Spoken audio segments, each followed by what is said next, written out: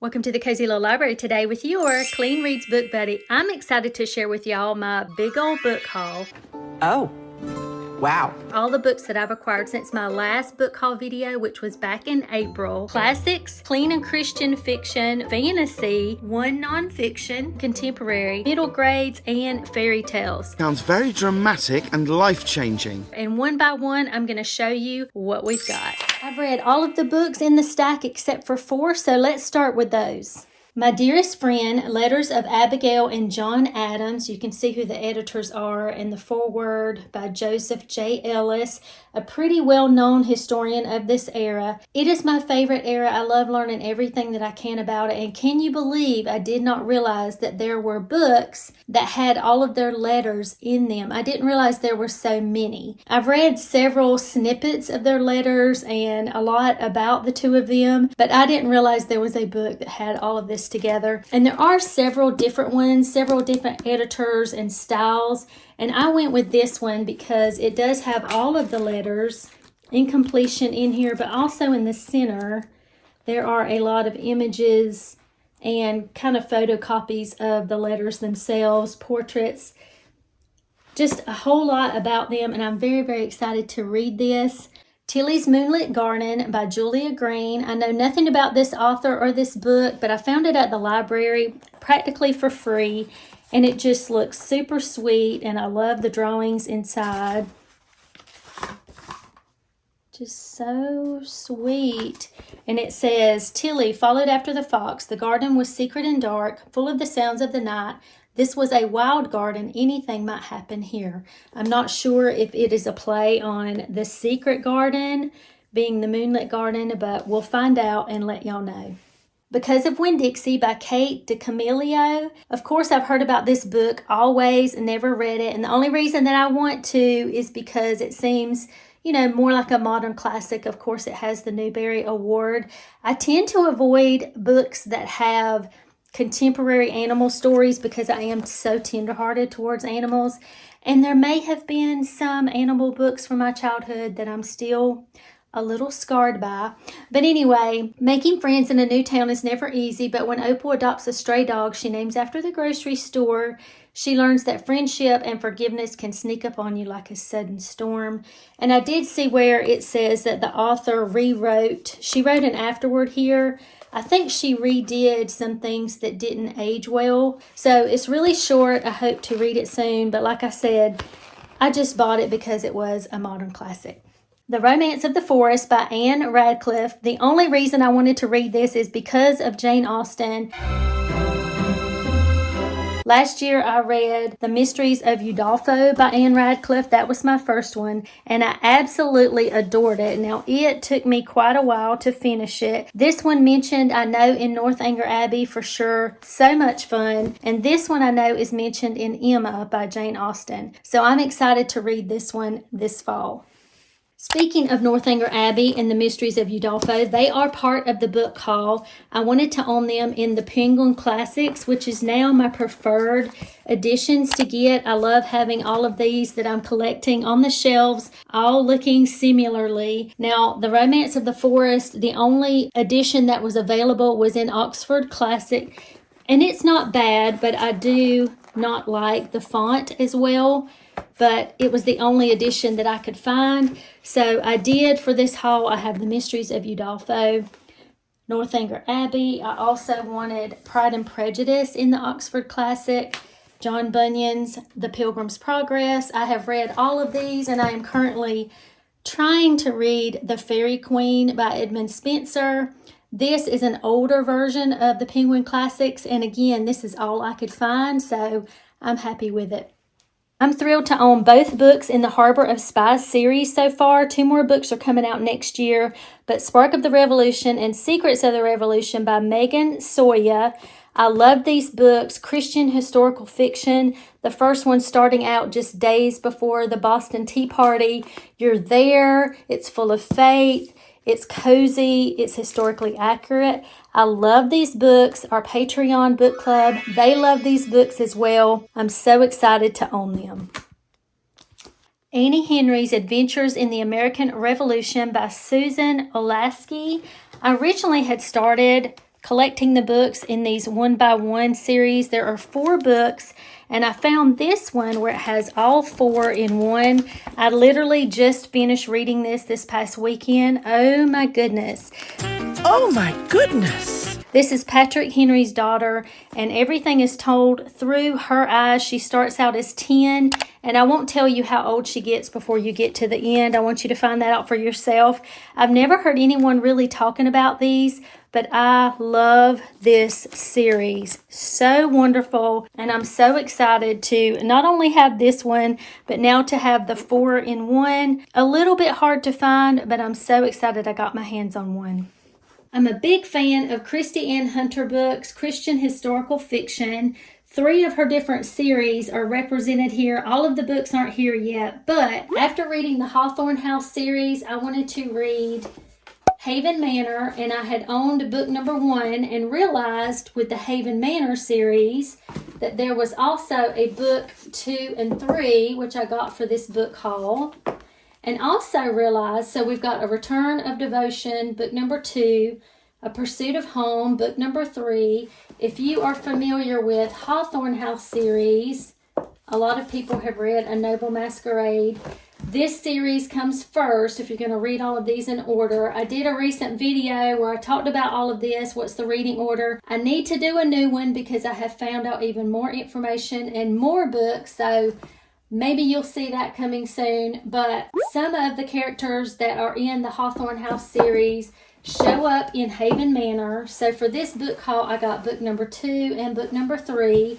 Plus, I figured out that there was a prequel called A Search for Refuge. I'll put the image here when you get the ebook. This is what it looks like. You can get that free on Christie Ann Hunter's website and other places. It should be for free. But if you want to get the physical copy, you have to get it in this little bind up called Beneath the Bonnet, because it has A Search for Refuge and some other short stories. And after that, I realized that one of the older girls from these 3 books, it was another book that had her story continuing on, and that was found in The Christmas Heirloom, 4 holiday novellas of love through the generations. So it's about a brooch that starts with Sarah, who is from a Haven Manor. And so her story goes on, and it kind of is very cool because you get to see when she leaves here what happens to her. And then that brooch goes from one to the other, and it's through her family, which is really, really cool. So the other authors are Karen Whittemire, love it, Sarah Loudon Thomas, and Becky Wade. Now, I didn't enjoy the last 2 as much as the first 2, but Christie Ann Hunter and Whittemire are some of the favorites. So you may be familiar with these others, but I'm excited to own this.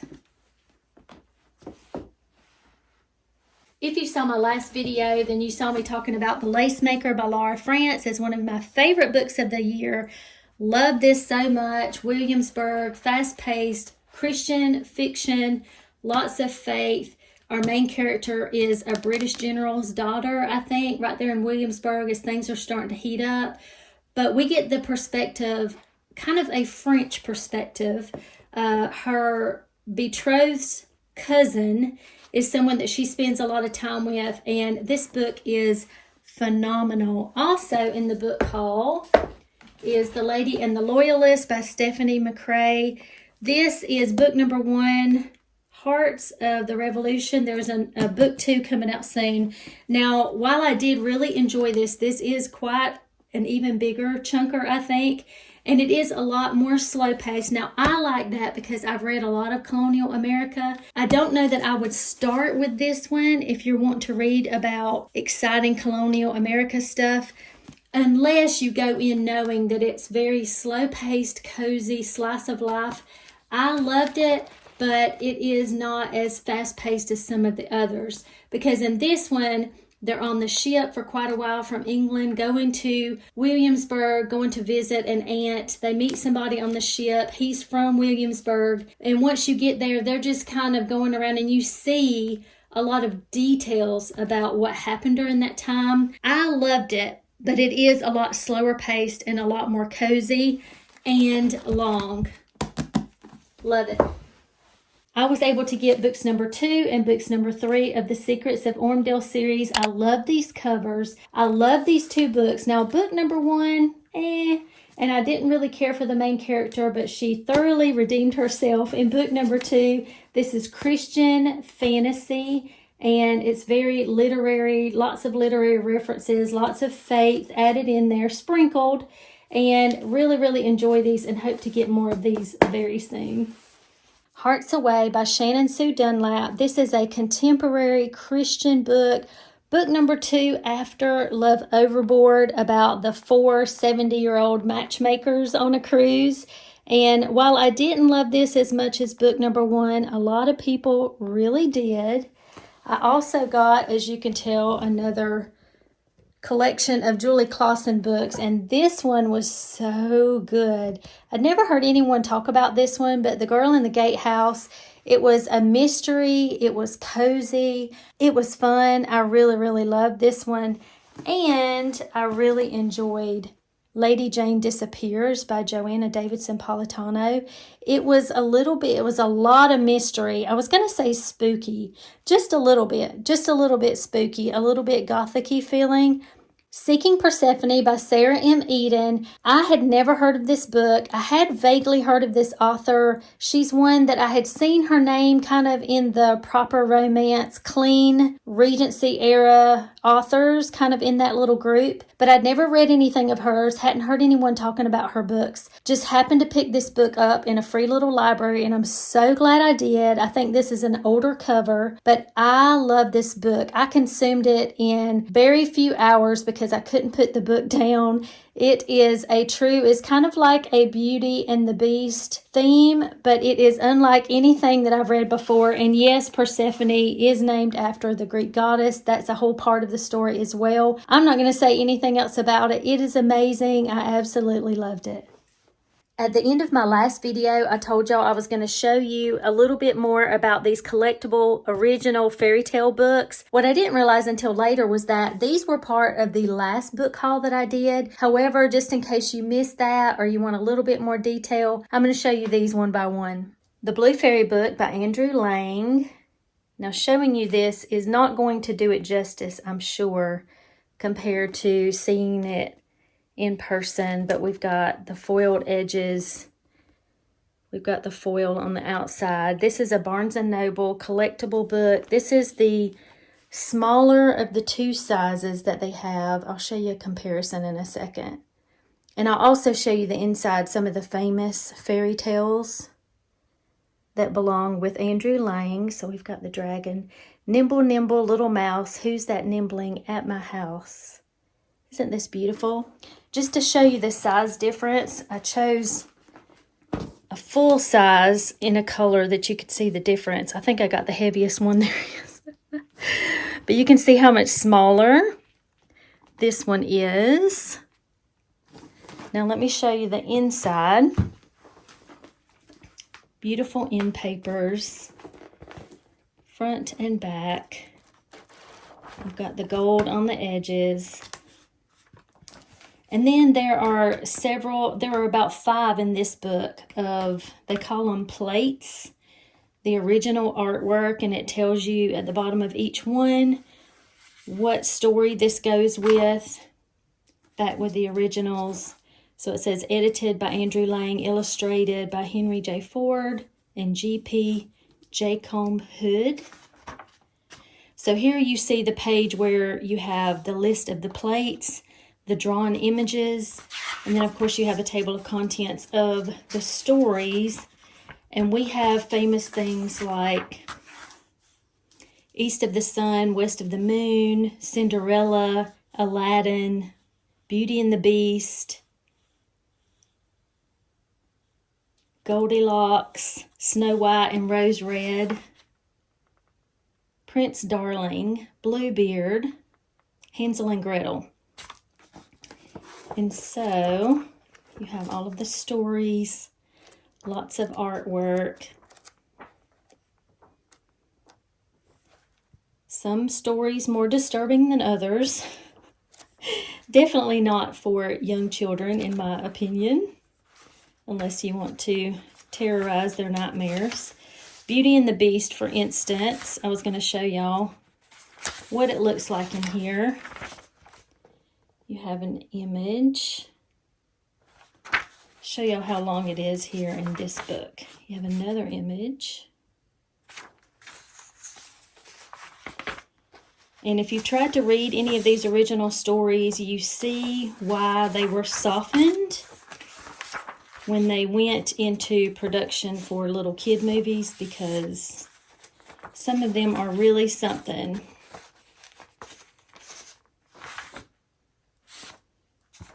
We're still with Beauty and the Beast. You see how long this is? Quite different than the original. Yeah, there you are. So they all have the beautiful ribbon. This one is a beautiful white ribbon. But there is the blue fairy book. Next we have Aesop's Illustrated Fables. First I'll show you the outside. The beautiful, beautiful lion. A lot of stories with lions in this book. A lot of stories with toads. Let's see what else. The fox is a very popular animal in the story. You see a lot of the animals here. The cat, the rabbit, the bird, the turtle. Some of the more famous animals in here. So inside, again, you have the gold foil papers. Beautiful end papers.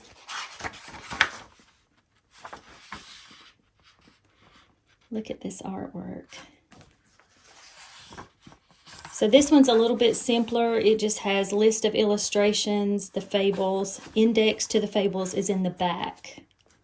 Again, this is a Barnes & Noble. So you have the one that has full page illustrations. You can look that up here.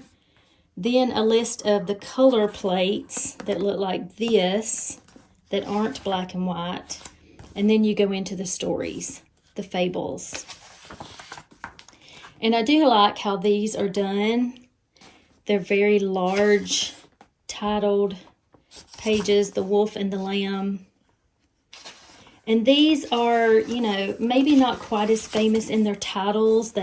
There's so many that are similar and have similar words. Like I said, with the fox and the wolf and the tiger, there's different variations, but I think one famous one, pretty famous, is like the tortoise and the hare. Those kinds of stories. Lots of frogs. The cat and the mice.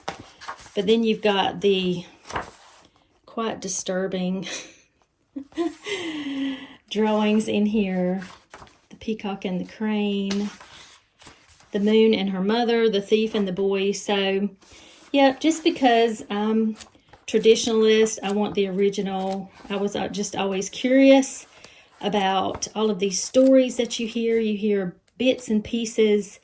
And the lion, the fox, and the wolf. There's just so many that when I read through, they weren't definitely recognizable except for a few.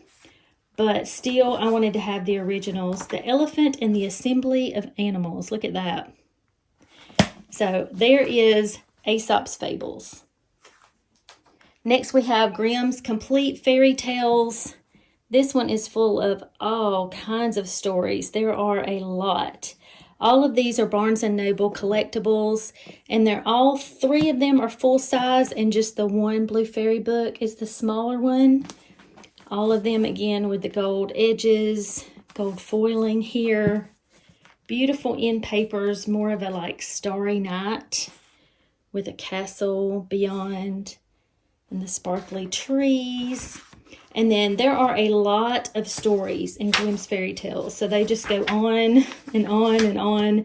Things like Tom Thumb. Let's see, Cinderella, Rapunzel, King Thrushbeard. Lots and lots. And then you have page numbers for the black and white illustrations. And then pages for the colored ones. Colored illustrations. I believe this came out, the original Brothers Grimm stories bound up in a book was more like just 1812 or so, where of course Aesop's Fables was an ancient book that was put together by Aesop. I don't know about the Blue Fairy book right offhand, and I think Hans Christian Andersen, the one I'm about to show you next, was more in the Victorian era, a little bit after this. So there's Tom Thumb, just to show you. So this page, and then look at that. I love it. Okay, not too long of a story. Then Tom Thumb Journeyman. So on and on. Look at these. It says, she put on the dress with all speed and went to the festival. And it doesn't tell me what story that is. Cinderella. Okay, I thought so, but I didn't want to say. So Cinderella starts here, these 2 pages. And there's all these little sayings, these little quotes that Cinderella says. It's over pretty quickly. So, yep, Grimm's fairy tales. And last but not least of these collectibles, we have Hans Christian Andersen's classic fairy tales. Again, with the foiling. We've got the raised image here. Gold on the ends of the pages. Just beautiful, in my opinion. Okay, and then you have a lot of stories here as well. Look at these end papers. Look at that. Look at that. Got all the swans. I love it. So you have many stories in here as well. Not as many as Grimm's, even though it's not quite as thick as the Grimm's book. Things like The Emperor's New Clothes. Let's see, we have Thumbelina in this one. The Little Mermaid. The Little Match Girl. The Steadfast Tin Soldier. Things like that. Then you have the black and white illustration page numbers. Lots of illustrations. And then the color plates. Look at that. Eek. The Emperor's New Clothes. You can see the difference, the similarities like the black and white, but then again how different and more progressed some of the images are than the other books. The Rose Elf, the Nightingale.